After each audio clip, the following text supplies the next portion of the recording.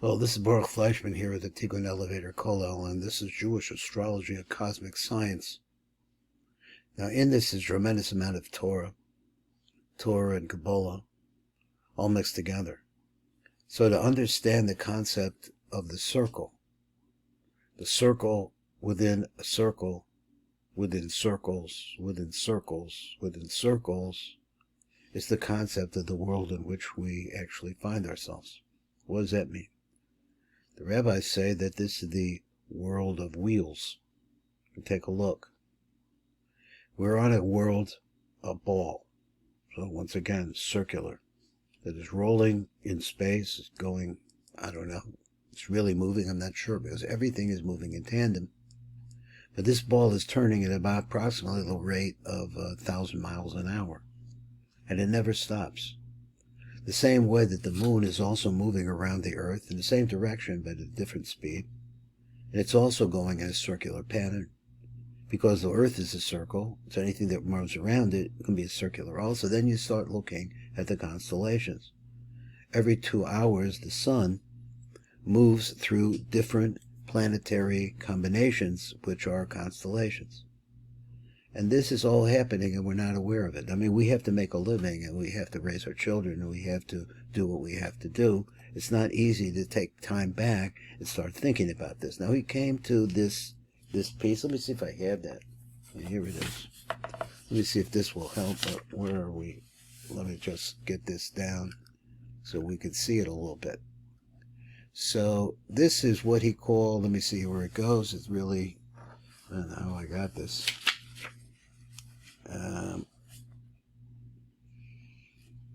Pisces, here is Aries. Okay. So there we are. 1, 2, 3, 4, 5, 6, 7, 8, 9, 10, 11, 12. So what it is that, I don't know if we got this on the screen. Let me get this back again. Sorry. Just trying to get organized here. Things coming into my mind and I want to do it this way. So here are the 12 different constellations through which the sun travels every day. Approximately 2 hours, because it's a 24-hour day, just like you have a 24,000 mile around Earth.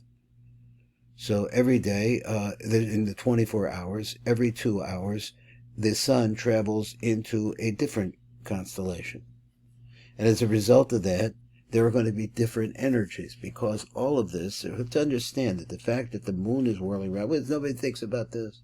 The fact that the sun is traveling through the constellations, the fact that there are constellations, and we somehow know about these constellations, and we're living in a world that doesn't have a good night sky, because that's the loss that we have as a result of electric lights. We can't really see it well.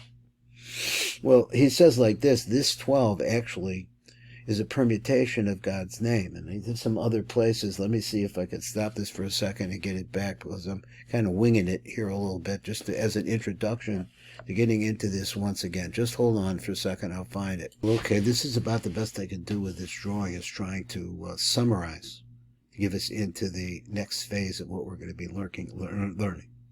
The number 12 is really significant in Torah. You have 12 tribes. You have 12 flags. So in this number 12, Rabbi Yaakov Kronenberg has shown us, let me see if I can find where Aries is. It's very difficult. This is a real small drawing. It's difficult for me to see it. This is it right here. This is the beginning. So it would really look more like this. So when the sun starts out the day, it starts traveling through Aries. Then from Aries it goes to Taurus. Now, what we wanted to say is that remember that there were 12 different permutations that we use in the name Yud-Kei Vav-Kei. Because the idea is that Panimi, or what we say inside, there is an energy that causes the whole universe to work. All of the earth. And we don't really have to be concerned about what's going on in some planet a billion of our understanding of what miles would be away from here. The only place that we need to be concerned about is the place where we live. It's in this earth. And as a result of that, everything is focused on it's like a watch mechanism that's going around and around like time. So So we live in the world of time, and the rabbis call this also the world of wheels. If I said that before, excuse me. This is the world of wheels, olam ha'afanim in Hebrew. So what we're dealing with is the constant changing that is going through our lives, and that's part of where we are placed. Our neshamos are placed in bodies. Our bodies will not last, and we'll eventually, our neshamos will go either into a different body or to meld into the oneness of Hashem. But each one of these names is a different combinations of how the light from inside shines at that time of the year. Now, that was a very interesting idea because there are 12 constellations. Like I say later, we're going to see that that's where we're going now, is in the 12 tribes and the 12 flags, and exactly why they're lined up in the way they are, and who is who and what is what in its energy base. Because nothing that is moving in the universe that we have, like the world that we're standing on right now or sitting on, is actually moving. Do you believe that? But we can't see that because everything is moving in tandem to it in the heavens as well. It's a series of wheels. And that's one of the things we want to look at over here. Now, he talked a bit about Sefer Yetzirah. I'm going to bring this back up so we can see it better, I hope. And I can't tell you that I'm really an expert on what's going on in Sefer Yetzirah. In the back of the book from Aryeh Kaplan, where he has an English version of Sefer Yetzirah, it's amazing. He actually has different meditations that one can use in order to become, I guess, more harmonious with the fact that, listen, you're born into this world and you leave this world and it's not under your own volition, and the world, when you're gone and before you came, was rolling just the same way. It never stops. There's nothing that we can do to stop it, but we can change the trajectory by learning how to use the name Yud-Kei Vav-Kei. In other words, for our own personal lives. This is the concept of prayer, that we can understand where we are in the universe and what's going on in the universe around us, whether we pay attention to it or not. It's going on. So he said, now let's go back to the Ramak. And let's go back to his commentary from where we left off the last time. Now, where were we the last time? I mean, it's been months because of the war. I really put this down. So let's get back into it. So we have learned now that the 12 simple letters. So he went through, the Ramak went through different letters. And I'm going to go through this. I'm going to say it. And I don't really remember what they are. So let's just say the concept. So we've learned now that the 12 simple letters create, so to speak, the 12 months and the 12 constellation, as well as the 12 limbs. And here you have the concept of 12 simple letters from the Aleph base, letters that are not doubled in any way. These 12 actually are the same 12s that we're talking about before. Remember, there are 12 constellations, and the sun moves through all of those 12 constellations every single day. So all, as we said, according to the secret of the universe, slash space, slash year. That's Olam, what does he call it? Olashana Nefesh. And the soul consciousness. So let's read the phrase again. All, as we said, according to the secret of the universe, space, and the year, time, and soul consciousness. That's very difficult, but here we're trying to just say, well, what is the thing we need to be conscious of? What is this consciousness we're talking about?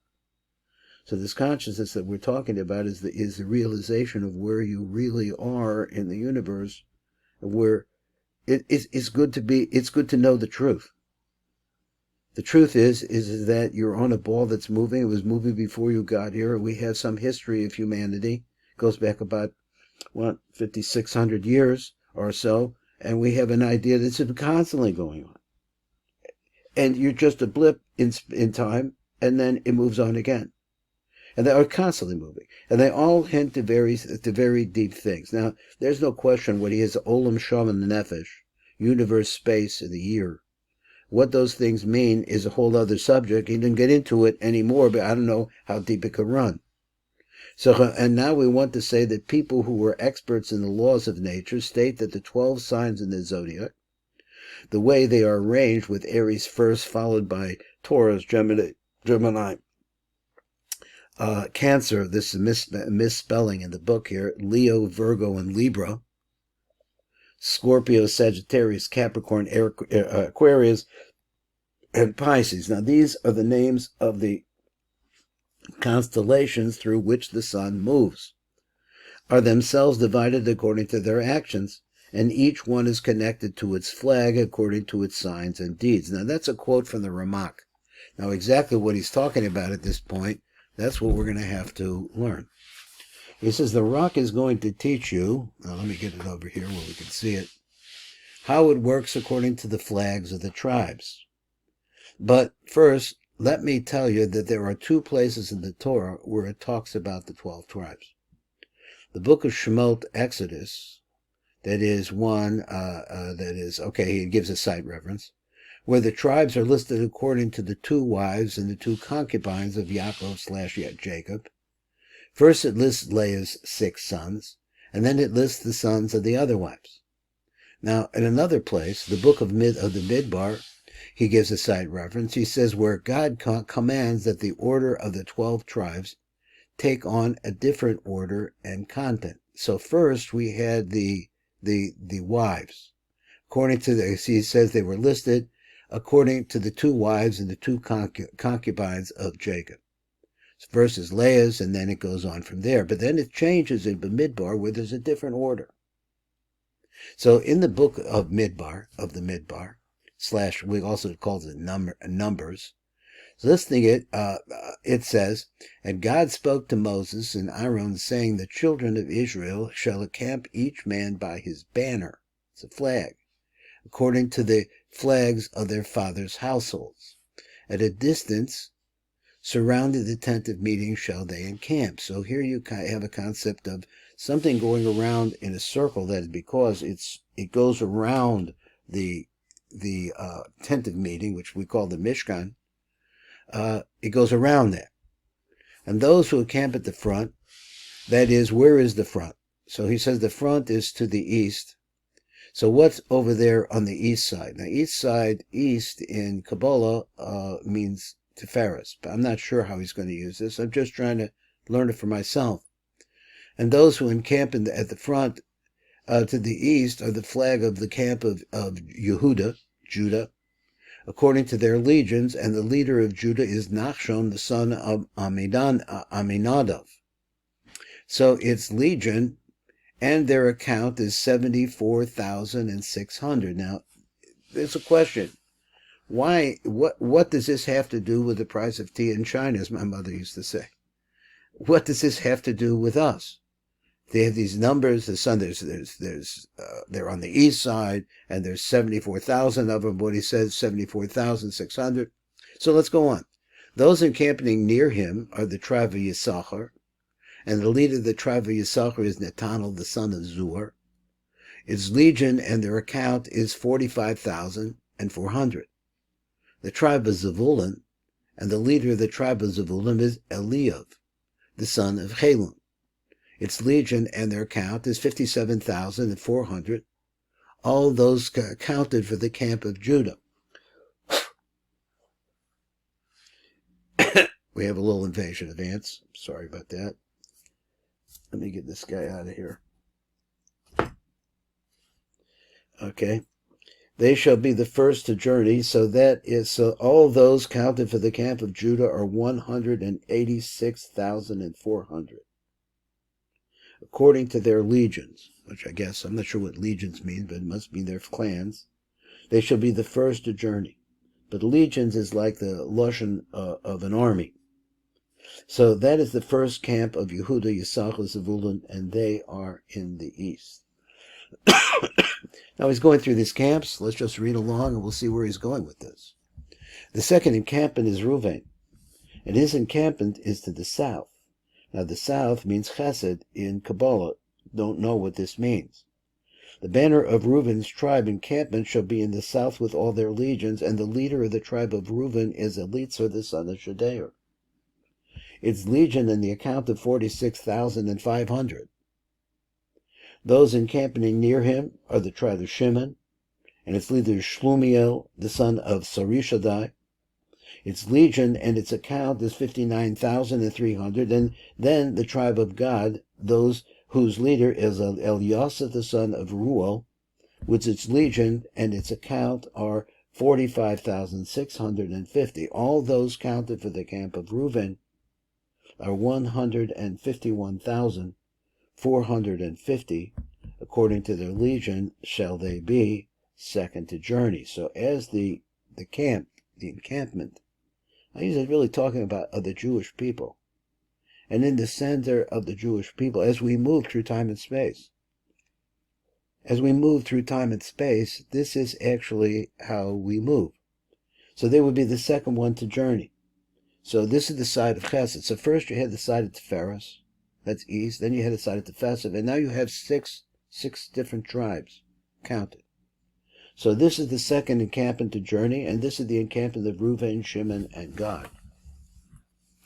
And the Torah then lists a third encampment, which will be to the west. Now, if I didn't say this before, and if you're interested in this subject, you should read this book. If you're interested in Kabbalah and you really want to know what's going on around you physically, you need to buy this book. Now, it's complicated in the fact that it's big, but it has so much in it. And I know from speaking with Rabbi Yaakov Kronenberg that he knew that he was fortunate that he learned this from an old Hungarian, I guess he said it was a book merchant. I think that's what he said. And he was fortunate that he got the insight to be able to understand this. That is, to understand the Jewish version of it, not the Gentile version. The Gentile version and the Jewish version are the same for the first 7 spheros. But after the first 7 spheros, they have no knowledge of what's going on. That is the energy that's causing this to happen. They can only see the qualities of the energy. In other words, that's called the outside. But the inside, what's making the thing move, is the name Yud-Kei Vav-Kei in its various different formations, and the name Adni, Aleph Daled Nun Yud, which also has different combinations. And all of this is a very, very deep subject, and he's showing it to us. Now, the band of so this is the third encampment, will be to the west, and this is the banner of Ephraim, according to the legions to the west. And the west is the place called Malchus. And the leader of the children of Ephraim is Elishama, the son of Amihud. Its legion and their account is 40,500. Those encamping near him are the tribe of Manasseh. So you have Ephraim and Manasseh. They're two brothers, the brothers of the sons of the generations of the sons of Yosef HaTzadik. And the leader of the children of Manasseh is Gamliel, the son of Pedatzur. Its legion and their account are 32,200 in the tribe of Benjamin, and the leader of the tribe of Benjamin is Abidan, the son of Gidoni.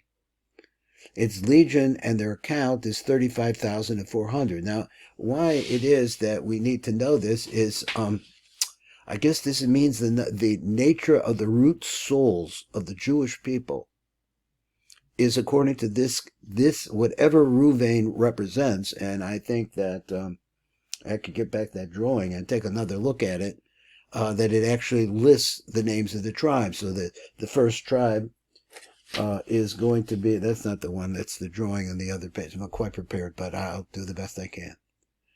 So he says its legion and their count is 35,400. So each one of these tribes represents also a constellation. It also represents a set of midos that occur in the time of the year, because we have 12 months besides the 12 tribes and the 12 combinations in the name Yud-Kei Vav-Kei. We have 12 months. Each one of those months is going to have a different aspect as far as the weather is concerned, or another way of saying this is part of the Shefa that Hashem Yisbarach is pouring out on us. All those counted for the camp of Ephraim are 108,100. According to the legions, and they shall be third to journey. Okay, so we are moving. What he's saying here is that the spirit of the Jewish people, maybe that's the wrong word, the spirits, the neshamos of the Jewish people, this is what we're talking about. The bodies themselves don't last. So people died in the desert. Then a new generation came and inherited the land, and they fought to the land, and they eventually came hundreds of years later to our King David, which really established us there. But all of this is going around in a circle, and it continues to go around. So they have to go forward into our world. This is the third camp, which is on the west, which I said is Malchus, and it consists of Ephraim, Manasseh, and Benjamin.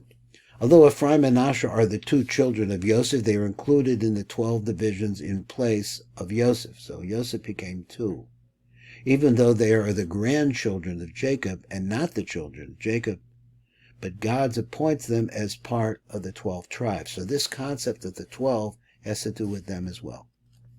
Then the Torah mentions the fourth encampment. What's the fourth encampment? Fourth encampment is the banner of Dan, and it's to the north. Now, Dan is also the name Din, which means punishment or correction, and it's in the north. Now, if you look at the world, you'll see, I don't know about South America. So right now, everything is upside down in South America. But in the northern hemisphere, the Europeans dominate. The Europeans dominate because they are the people of the weapons of war. They have a colder climate. I don't know how it works out, but these are the children of our brother Esav. So the banner of Dan is in the north, which is the place of Din. Dan is Din. According to the legions of the leaders of the children of Dan is Achiezer, the son of Ammishaddai. Its legion and their account is 62,700. Those encamping near him are the tribe of Asher, and the leader of the children of Asher is Pagiel, the son of Ochran. Its legion and their account is 41,500, and the tribe of Naphtali, and the leader of the children of Naphtali is Ahira, the son of Phinan. I think it's Anan. And its legion and their account is 53,400. All those counted for the camp of Dan, so Dan comes at the end, are 157,600, and they should be the last to journey, according to their banners. Now, after that, so now we have all of this, we have all these numbers and all these souls and different positions as we are moving forward, as the earth continues to turn and the Jewish people continue to move forward. But in a spiritual sense, in terms of our neshamas, this is how we are to line up. And then the Torah goes on, let me make sure I got the right place. Yeah, he says, it goes on, these are the countings of the children of Israel according to their fathers' households. All the countings of those encampments according to their legions are 603,550. And then the Torah goes on about the Levites. The Levites were not counted. Now, why not? They were not counted among the children of Israel as God commanded Moses, and the children of Israel did everything that God commanded Moses. So did they encamp according to their banners, and so did they journey, each man according to his families, according to his household. So we have individuals. We have all these neshamos, 603,550, but the priestly class and the servant, I guess you would say the servants of the priestly class, which are the Kohanim and the Leviim, which is the tribe of Levi, they're not counted. So he says the children of Levi were not counted in this arrangement. So the difference between the Shemot, Exodus listing of the tribes that we had over there in Exodus, and this, which is in Bamidbar, which we call Numbers, and this one in Numbers, listing is substantial in both order and content. There's lots of differences. The order of the tribes is reset, and both Joseph and the Levi tribe are not included in this listing by God in the desert, as the Jews set up for Israel. So what is Joseph? So Joseph is manifest as two tribes now. It's not a tribe called Joseph. It's a tribe called Manasseh and Ephraim. And the Levi tribes, which are the families of the Levies, of the Levium, are not included in the listing by God in the desert as the Jews set up for Israel. So now we're moving. Now Israel is the promised land. So it's not necessarily the Garden of Eden. It is the opening to the Garden of Eden, but because the Torah says that it's the highest possible place, that there is no place higher. Not talking about Mount Everest. It's talking about in sense of the closest to God. So here we come over here in the and we read. Let me just go on. And those are the names of the children of Israel who came down to Egypt. Each man in his household came with Yaakov, Reuben, Shimon, Levi, and Judah, Issachar, Zebulun, and Benjamin, Dan, Naphtali, Gad, and Asher. And all the perfect persons who have emerged from Jacob were 70 souls. And Joseph had been in Egypt.